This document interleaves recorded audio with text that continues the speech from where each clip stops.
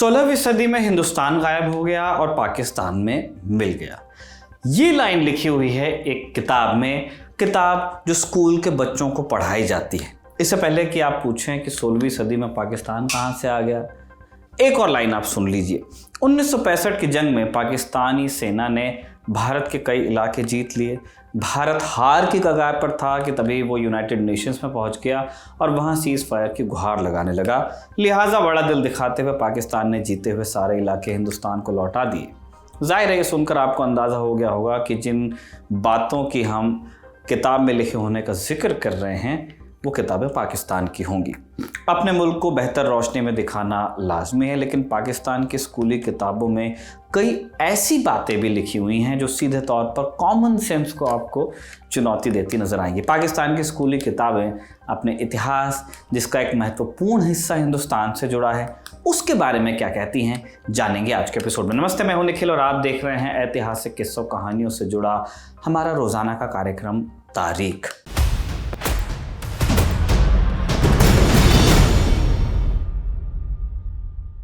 साल था 1947 का, अगस्त का महीना। इंडिया जिसे कहते थे वो दो भागों में बंट गया। दो नए देश बने।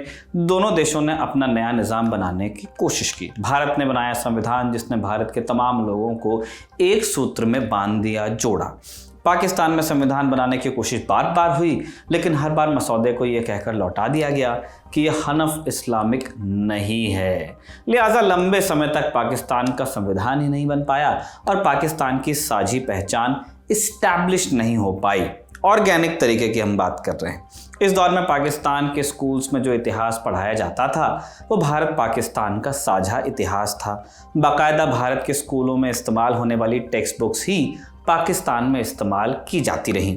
पाकिस्तान के पहले शिक्षा मंत्री फजलुर रहमान ने 1948 में हिस्टोरिकल सोसाइटी ऑफ पाकिस्तान का गठन किया ताकि सही तरीके से पाकिस्तान का इतिहास लिखा जा सके, लेकिन जिन्ना की मौत के बाद यह कवायद अधूरी रह गई। 1958 में पाकिस्तान में पहला तख्ता पलट होता है और अयूब खान मिलिट्री डिक्टेटर बन जाते हैं। यहाँ से चीज़ें फिर बदलनी शुरू हुई। पाकिस्तान के पूर्व राजदूत हुसैन हक्कानी के अनुसार अयूब के दौर में चलन शुरू हुआ कि सिर्फ सरकारी किताबें ही स्कूलों में पढ़ाई जा सकेंगी। इन किताबों से पाकिस्तान का एक नया इतिहास गढ़ा गया, एक ऐसा इतिहास जिसमें सिर्फ इस्लाम हो और कोई धर्म नहीं।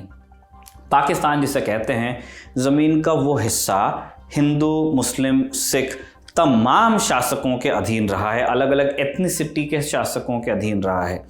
यहाँ बाहर से कई बार आक्रमण भी हुए, लेकिन पाकिस्तानी स्कूली किताबों में पाकिस्तानी इतिहास को सिर्फ एक चीज़ तक महदूद करके रखा गया, जिसका केंद्र था उपमहाद्वीप में इस्लाम का इतिहास। मसलन 1965 के बाद जो स्कूली किताबें लिखी गईं उनमें भारतीय स्वतंत्रता संग्राम को आज़ादी की लड़ाई के बरक्स हिंदू मुस्लिम की लड़ाई के तौर पर दिखाया गया। कांग्रेस के गठन के बारे में लिखा गया कि बहुत से भारतीयों ने मिलकर राष्ट्रीयता की जो मांग उठाई, ये सब लोग धर्म से हिंदू थे। इंडियन नेशनल कांग्रेस महज एक हिंदू राजनीतिक पार्टी बनकर रह गई। असलियत क्या थी? बदरुद्दीन तैयब जी, हाकिम अजमल खान जैसे लोग कांग्रेस के अध्यक्ष थे। मौलाना अबुल कलाम आज़ाद कांग्रेस के सबसे बड़े नेताओं में से एक थे। कांग्रेस कभी भी धार्मिक पार्टी नहीं रही। आज़ादी के आंदोलन की हम बात कर रहे हैं, बल्कि मुस्लिम लीग की स्थापना के बाद भी कांग्रेस में मुस्लिम नेताओं का अच्छा खासा प्रभाव रहा। इतना ही नहीं, गांधी आपको याद होंगे, इन्हें मुस्लिम परस कहकर मार डाला गया। उनके बारे में पाकिस्तानी स्कूलों की 8वीं कक्षा की एक किताब लिखती है, गांधी हमेशा बहुसंख्यक हिंदुओं के हित में काम करते रहे और मुस्लिमों के अधिकारों को नकारते रहे। किताब में जितनी बार गांधी का जिक्र आता है उन्हें एक हिंदू नेता कहकर संबोधित किया जाता है। इतिहास में इतनी सी भी रुचि रखने वाले किसी भी शख्स को ये सब बातें अपने आप में बचकाने लगेंगी। लेकिन इतिहास के साथ असली खिलवाड़ ये नहीं था। असली कहानी शुरू होती 1971 से। बांग्लादेश युद्ध की हार का नासूर पाकिस्तानी किताबों पर फटना शुरू हुआ। पाकिस्तान में इतिहास को कैसे पढ़ाया जाता है ये जानने के लिए हमने बात की एक स्पेशलिस्ट से। आप उनकी बात सुन लीजिए, विशेषज्ञ। पाकिस्तान में तारीख कम पढ़ाई जाती है, अफसाने और कहानियां और किस्से ज्यादा पढ़ाए जाते हैं। स्कूल में, कॉलेज में, हत्ता के यूनिवर्सिटी की लेवल तक भी, हत्ता के पीएचडी के स्टूडेंट्स तक। और पाकिस्तान के फिल्मों के अंदर, लिटरेचर के अंदर, पाकिस्तान के इवन पॉलिटिकल एनालिसिस में जिस तारीख का जिक्र किया जाता है उस तारीख का तलक इस धरती से कम होता है। वो हिंदू कश से पार लोगों का जिक्र ज्यादा होता है, अरब का, तुर्कों का, सेंट्रल एशिया का, अफगानियों का।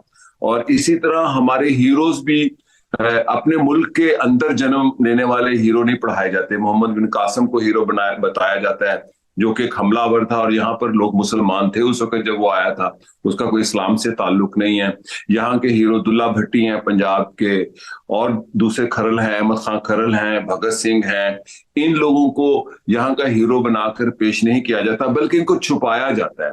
और इसी तरह जो हमारा लिटरेचर है, हमारा टीवी ड्रामा है, हमारी फिल्म है, इसमें तो बहुत ज्यादा इन लोगों को आइडियलाइज किया जाता है। जो अरब हैं, जो स्पेन के अरब मुसलमान हैं, या बगदाद के मुसलमान हैं, या ऑटोमन हैं, आजकल फैशन है। तो हमें अपनी तारीख नहीं पढ़ाई जाती, हमें दूसरों की तारीख पढ़ाई जाती है। पाकिस्तान के इतिहासकार भी खुद इस बात की तस्दीक करते हैं कि इतिहास को जानबूझकर उल्टा पुल्टा गया। पाकिस्तानी इतिहासकार मुबारक अली के अनुसार पाकिस्तान में इतिहास के गड्ढमड्ढ होने की असली शुरुआत जुल्फ़िकार अली भुट्टो के दौर में शुरू हुई। हालांकि बाद में उन्हें खुद भी इसका नुकसान भुगतना पड़ा। भुट्टो ने पाकिस्तान के नेशनल करिकुलम में पाकिस्तान स्टडीज़ और इस्लामिक स्टडीज़ नाम के 2 नए सब्जेक्ट इंट्रोड्यूस किए। पाकिस्तान स्टडीज़ में हालिया इतिहास तक को झुटलाया गया। 1971 में पाकिस्तान के बंटवारे की वजह भारत को बताया गया। एक तरफ से बात बिल्कुल झूठ भी नहीं थी, लेकिन भारत कैसे जिम्मेदार था इसकी कहानी बिल्कुल अफलातूनी लिखी हुई थी। मसलन एक जगह लिखा हुआ है, पूर्वी पाकिस्तान में हिंदुओं की अच्छी खासी तादाद थी।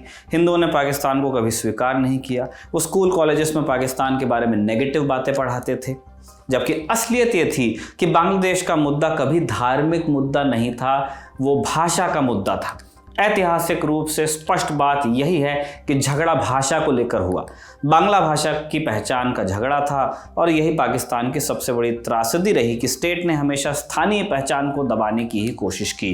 पाकिस्तानी पत्रकार अफनान खान द गार्जियन के एक लेख में लिखते हैं, पाकिस्तानी हुक्मरान अपने बच्चों को शुरुआत से बस एक बात समझाना चाहते थे, वो ये कि ये देश धर्म के आधार पर बना है, धर्मी पहचान है और कोई पहचान मायने नहीं रखती।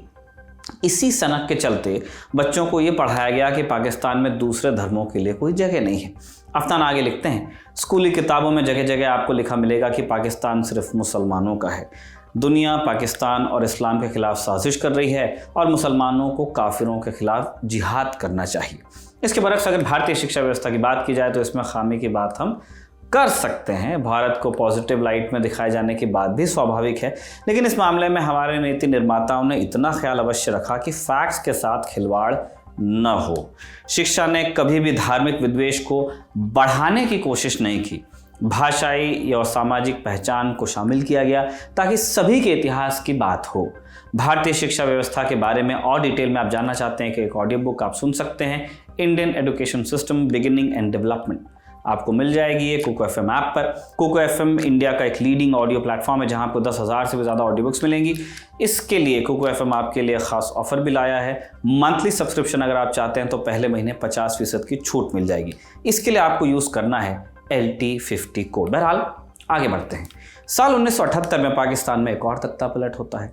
ज़ियाउल हक ने जुल्फ़िकार अली भुट्टो को सत्ता से हटाया, खुद वो कुर्सी पर बैठे और फिर भुट्टो को फांसी पर चढ़ा दिया। ज़ियाउल हक के दौर से पाकिस्तान के पूर्ण इस्लामीकरण की शुरुआत होती है। ज़िया ने सबसे पहले एक नया कानून लाए वो, जिससे हुदूद ऑर्डिनेंस के नाम से जानते हैं, जिसमें चोरी के लिए हाथ काटने जैसी सजाएं शामिल थी। इस्लामीकरण की दिशा में कुछ और सख्त नियम बनाए गए, मसलन शराब पर पाबंदी, जुमे के दिन बाजार बंदी, रमज़ान में खाने की दुकानें बंद कर देना, सिनेमा हॉल बंद कर देना, टीवी रेडियो पर गाने बजना बंद कर देना। इन सब कानूनों से इतर जिस एक चीज़ ने पाकिस्तान के भविष्य पर सबसे बड़ा असर डाला वो था शिक्षा व्यवस्था में बदलाव। ज़िया के दौर में कायदे आज़म यूनिवर्सिटी में एक शरिया डिपार्टमेंट बना दिया गया ताकि शरिया कानूनविदों को ट्रेनिंग दी जा सके। इसके अलावा ज़िया ने मदरसों पर खुद पर्सनली ध्यान देते हुए मदरसों को स्टेट स्पॉन्सरशिप देनी शुरू की। ज़िया के वक्त में मदरसों की संख्या में भारी इजाफा भी हुआ। इसी के साथ स्कूली किताबों का कंटेंट भी पूरी तरह बदला गया। ज़िया के दौर में पाकिस्तान की कहानी को एक नया ही ट्विस्ट दे दिया गया, एक नए सिरे से गढ़ दिया गया। पाकिस्तान का इतिहास, जो भारत पाकिस्तान का साझा इतिहास है, ये फैक्ट है, उससे भारत से अलग थलग करने की कोशिश हुई। एक ऐसा इतिहास जिसकी शुरुआत 1300 साल पहले बताई गई। 711 ईस्वी में क्या हुआ था? तब अरब से चलकर मोहम्मद बिन कासिम सिंध आया और उसने सिंध पर फतह हासिल की। मोहम्मद बिन कासिम हालांकि अरब आक्रमणकारियों की फहरिस्त में महज एक नाम था। उससे पहले भी अरब के कई लोग भारत आए, लेकिन 70 के दशक के बाद पाकिस्तानी किताबों में लिखा गया कि कासिम पहला पाकिस्तानी था। कासिम को पहला पाकिस्तानी कहने के पीछे एक खास सोच भी थी। सोचिए कि पाकिस्तान असल में सीमाओं से घिरी कोई ज़मीन नहीं, बल्कि उपमहाद्वीप में इस्लाम का प्रतिनिधि है। अगर सिर्फ देश की बात होती तो पाकिस्तान के इतिहास में बौद्ध धर्म आता, अशोक का वक्त आता, मौर्य साम्राज्य आता, इन सब का जिक्र होता, लेकिन इतिहास की डिटेल्स नेपथ्य में डाल दी गई। बाकायदा स्कूली बच्चों को हड़प्पा, मोहनजोदड़ो, सिंधु घाटी सभ्यता से भी ठीक से रूबरू नहीं किया गया, जिसका बड़ा हिस्सा पाकिस्तान में है आज, मॉडर्न पाकिस्तान में। सिर्फ वो बातें दर्ज की गई जो पाकिस्तानियों की धार्मिक पहचान को प्रमुखता देती थी। पूरा ध्यान रखा गया कि और कोई पहचान, चाहे वो भाषाई हो या सांस्कृतिक, उन्हें विलेन के तौर पर ही दिखाया जाए। उदाहरण के लिए पंजाब सूबे की 12वीं की सोशियोलॉजी की किताब बलोच लोगों के बारे में कहती है, जो पाकिस्तानी हैं, वो असभ्य लोग हैं जो लूट और मारकाट में लगे रहते हैं। किताब के इस हिस्से पर 2016 में पाकिस्तानी संसद में काफ़ी बवाल भी हुआ था। इसके अलावा कई और हिस्से हैं जो साफ तौर पर धार्मिक अलगाव को बढ़ावा देते हैं। मसलन बंटवारा दोनों देशों के इतिहास का एक दुखद अध्याय है, एक ऐसा घाव जिस पर मरहम लगाने की ही उम्मीद की जाती है, लेकिन पाकिस्तानी टेक्स्ट बुक्स में पढ़ाया जाता है। पाकिस्तान से भारत जा रहे लोगों की मुसलमानों ने मदद की, लेकिन पाकिस्तान आने वाले लोगों पर भारत में अत्याचार हुए। उन्हें ले जा रही बसों और ट्रेनों को निशाना बनाया गया। इसके अलावा ए text book of Pakistan studies नाम की किताब है, जो करिकुलम का हिस्सा है, उसमें दर्ज है कि पाकिस्तान में एक सिख राज्य हुआ करता था जिसमें मुसलमानों को मजहब फॉलो करने की आज़ादी नहीं थी। जिया के दौर में इस्लामीकरण की जो मुहिम शुरू हुई, उसने शिक्षा व्यवस्था पर कैसे असर डाला? ये सवाल हमने विशेषज्ञों से पूछा। बिल्कुल, पाकिस्तान में ज़ियाउल हक के बाद एक नया पाकिस्तान है, और वो लोग जो करारदाद मकासद लाए पाकिस्तान में, जिन्होंने जना के पाकिस्तान को बदलने की कोशिश उनकी वफात के साथ ही शुरू कर दी थी, बल्कि उनकी तकरीर जो 11 अगस्त 1947 को थी और उसके बाद में उनकी बहन की तकरीरें सेंसर होने लगी, उसकी हतमी कामयाबी ज़ियाउल हक की आमरीत में मिली जब इस्लामाइजेशन हुआ। और उसमें हमारे हीरोज अमरीकियों ने भी मदद की। मतलब रैम्बो फिल्म बनी अफगान मुजाहिद के ऊपर, जो कि आज अमरीकियों के दहशतगर्द हैं, हम उनको उस वक्त भी दहशतगर्द कहते थे। तो वो हॉलीवुड भी उनकी मदद में आ गया, अमेरिका भी उनकी मदद में आ गया, आलमी इस्तेमार या इंपीरियलिज्म भी उनकी मदद में आ गया। तो ज़ियाउल हक ने तो सारी ही जो है ना बुनियाद ही उसको डाल दी। जिस तारीख का हमारे से ताल्लुक नहीं है, वो पहाड़ों से उस तरफ की तारीख है, वो दूसरे समुंदर से पार दुनिया की तारीख है, उसका पाकिस्तान के अंदर बसने वाले लोगों से ताल्लुक नहीं है, और उसको इस्लाम से जोड़ दिया उस तारीख को कि वो इस्लाम है। यानी कि वो दूसरे मुसलमान ममालिक के जो हीरो थे, अरब कभी भी नहीं कहेंगे कि अहमद खान खरल या दुल्ला भट्टी हमारा हीरो है। मैंने कभी किसी तुर्क को नहीं देखा कहते हुए कि अकबर आजम हमारा हीरो है। तो हमें बहुत शौक है पाकिस्तानियों को ज़ियाउल हक के बाद कि हम ऑटोमन के बड़े बड़े सिपा सलारों को, बड़े बड़े लोगों को अपना हीरो, वो बड़े होंगे, अपने लिए होंगे, बगदाद के लोग बड़े होंगे, स्पेन के लोग बड़े होंगे, उनको हम अपना कहते हैं। तो मेरा तो इस बारे में कालम है, हम वो हमारे यहाँ तकरीरें की जाती है। हम जो वीराना की दीवारों फसीलों पर जा पहुंचे, ऑस्ट्रिया में सुलेमान आली शान का जमाना, हम जो जबराल्टर पार कर गए, तारक बिन ज़ियाद भी, वो हम एक अरब है, एक तुर्क है। हम हिंदी मुसलमानों का तो उनसे कोई ताल्लुक नहीं है, या पाकिस्तान में बसने वाले लोगों से। तो ज़ियाउल हक ने इस्लामाइजेशन के नाम पर इस सरजमीन के लोगों को अपनी तारीख से काट दिया, मेमोरोसाइड किया। इसका एक होता है ना जेनोसाइड, एक होता है मेमोरी से काट देना। जो अपनी मेमोरी थी, जो हमारे प्राइड थे, उसे काट कर रख दिया और उसको जोड़ दिया अरब तारीख से, सेंट्रल एशिया की तारीख से, अफगानिस्तान की तारीख से, और अफगानिस्तान की बहादुरी के किस्सों से। अपनी बहादुरी, अपनी तारीख, यानी जब आप जमीन से काट दिए जाते हैं तो आप अपने आप से कट जाते हैं, आप एक मोहल्लक किस्म की कौम बन गए हैं। तो आज पाकिस्तान में ज़ियाउल हक हर गली में जिंदा है, हर घर में जिंदा है।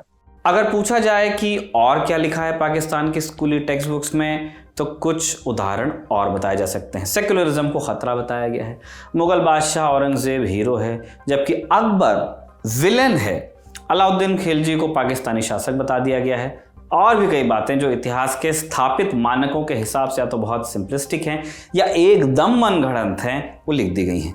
यहाँ पर हालांकि एक सवाल उठ सकता है कि क्या इतिहास वही नहीं जो विजेताओं द्वारा लिखा गया? ये हम सुनते तो आ रहे हैं। ऐसे में किस आधार पर कहा जा सकता है कि किसका इतिहास झूठ और किसका सच? इतिहास विजेता लिखते हैं, इस दावे के आधार पर सवाल उठाए जाने जरूरी हैं, क्योंकि इतिहास अगर सिर्फ विजेताओं के बारे में लिखा जाता तो अबुल फजल महाराणा प्रताप की कहानी क्यों लिखता? ग्रीक वासी पोरस की कहानी क्यों लिखते? क्यों अमेरिकी इतिहास के काले कारनामे दर्ज किए गए हैं अमेरिकी इतिहास में? नीरो ने रोम जलाया, ये बात किसने लिखी होगी? ये सारी बातें अलग अलग लोगों ने लिखी, फिर इन्हें तराशा गया। लॉजिक कंसिस्टेंसी के नियम के आधार पर तय हुआ कि कौन सी बात कितनी सही मालूम पड़ती है। ये कहते हुए भी इतिहासकार हमेशा अंदाज़ा लगाते हैं, और जब कोई नया सबूत जैसे शिलालेख, दस्तावेज आदि मिलते हैं तो इतिहास की समझ में बदलाव भी आता है। इसलिए ये कहना एकदम गलत है कि इतिहास विजेताओं द्वारा ही लिखा जाता है। इतिहास इंसानों द्वारा लिखा जाता है। इंसानों द्वारा किए गए तमाम कार्यों की तरह इसमें भी गलतियां हो सकती हैं, लेकिन इसका ये मतलब नहीं कि प्रोपेगेंडा और इतिहास में कोई फ़र्क भी नहीं होता है। और क्या अंतर होता है, यही जानने के लिए हम इतिहास की पढ़ाई करते हैं। आखिर में आपको एक बार फिर बता दें, कुकू FM ऐप का सब्सक्रिप्शन आप ले सकते हैं। LT50 कोड आपको डालना है। मंथली सब्सक्रिप्शन में पहले महीने 50% की छूट मिल जाएगी। डिस्क्रिप्शन में लिंक मिल जाएगा। तारीख का ये एपिसोड कमल ने लिखा और आलोक ने रिकॉर्ड किया। आप देखते रहिए दी ललन टॉक।